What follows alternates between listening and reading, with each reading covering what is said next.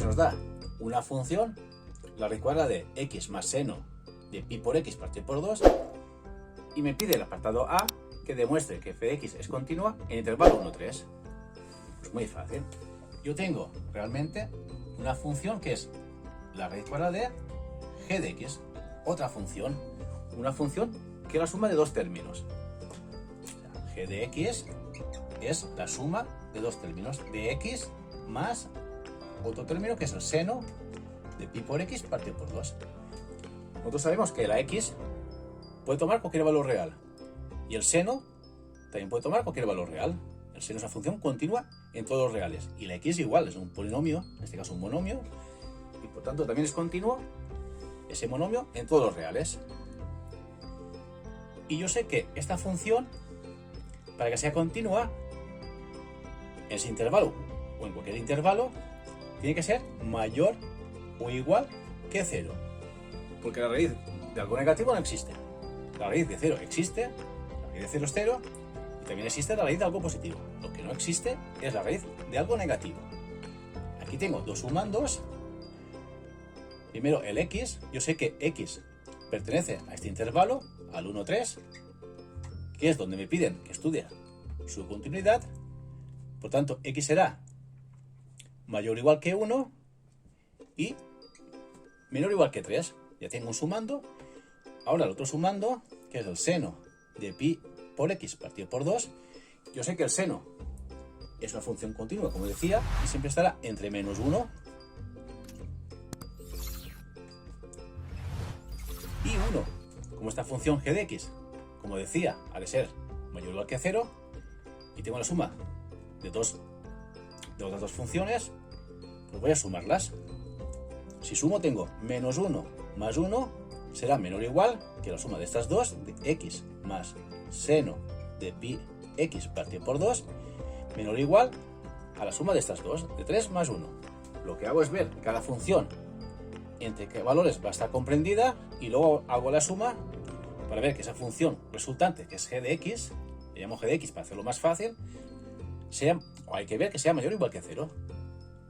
Sumo y menos 1 más 1 es 0, que será menor o igual que x más seno de pi por x partido por 2, y menor o igual a 3 más 1 es 4. Por tanto, esta función g de x, que es el radicando de esta raíz, para este intervalo, o sea, para x perteneciente a ese intervalo 1, 3, valdrá entre 0 y 4.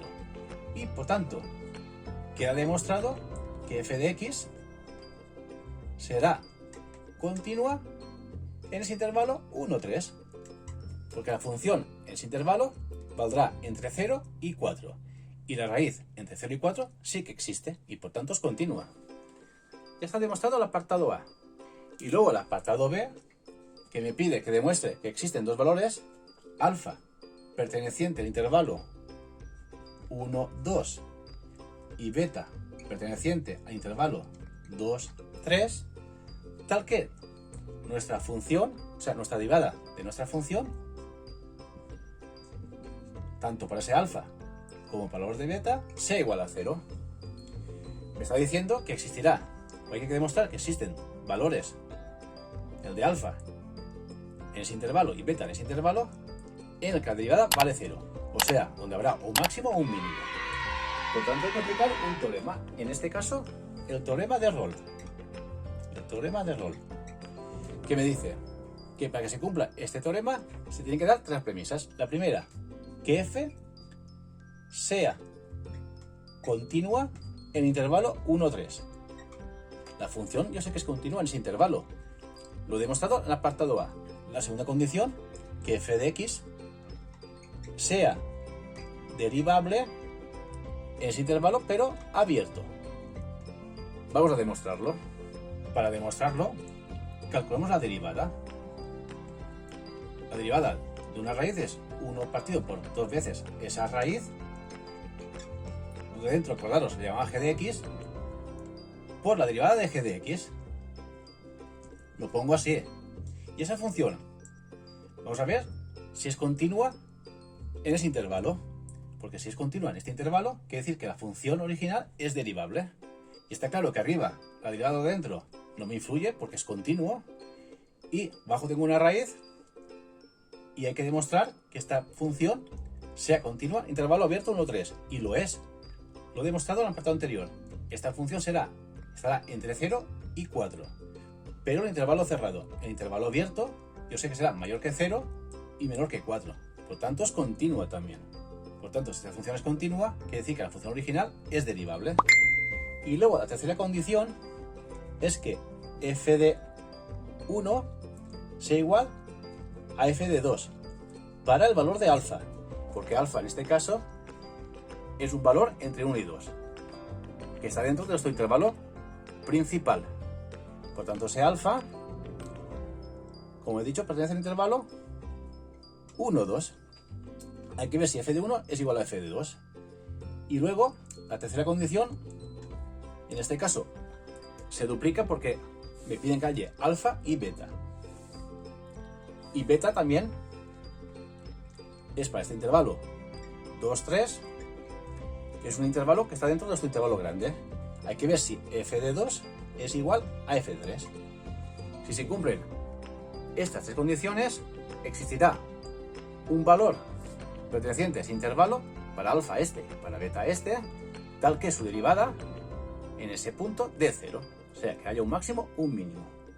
Por tanto, hay que calcular f de 1, f de 2 y f de 3. Y tienen que ser iguales, porque si f de 1 es igual a f de 2 y f de 2 es igual a f de 3, todos son iguales. Y tengo que ver lo que va la función para cada uno de estos valores. Voy a ver, f de 1 será 1 más seno de pi medios. Cuando f vale 2 será la raíz de 2 más seno de pi. Y tengo que ver lo que va la función para x igual a 3. Voy a esa función, sustituyo el x por 3, será 3 más seno de 3 pi medios. Pi medios es 90 grados. Seno de 90 grados es 1. 1 más 1 es 2. Tengo raíz de 2.